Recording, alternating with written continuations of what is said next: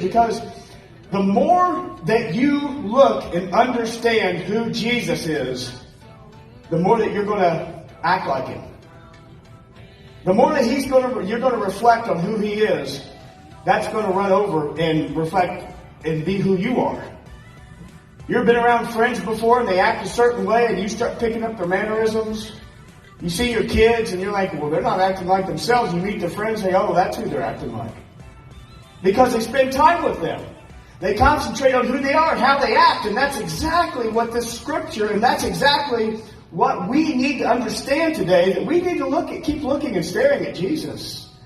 Be near Him, learn Him, know how He is, know what He is. Know how He interacts with people, and then you'll start reflecting that in your life. It's not something you cannot attain. You have God's Spirit as a believer living in you. There is no reason why we cannot reflect who Jesus Christ is in our lives, is there? We just have to let Him do be who He is. So, how do we do that? How do I reflect who Jesus is? Well, first of all, we need to just be confident. I need to be confident. You need to be confident.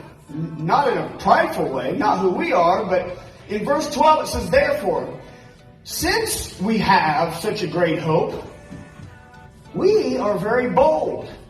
Being confident is only as strong as what you have confidence in. What do you have confidence in today? Paul wrote about the Old Covenant. And the Old Covenant basically showed us that we are sinners. And it showed us that God was good. And that God was loving. But it also, the Old Covenant showed us that we, in our own strength, can never attain a relationship with God.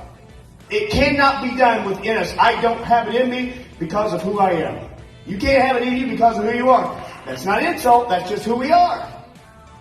And that's what it kind of pointed to. But in God's wisdom, He knew we could never attain perfection. You can't attain perfection. But guess what? God said, you know what? Because I created them, they have a lot of potential. But until you have that power in your life, you're not going to release your potential.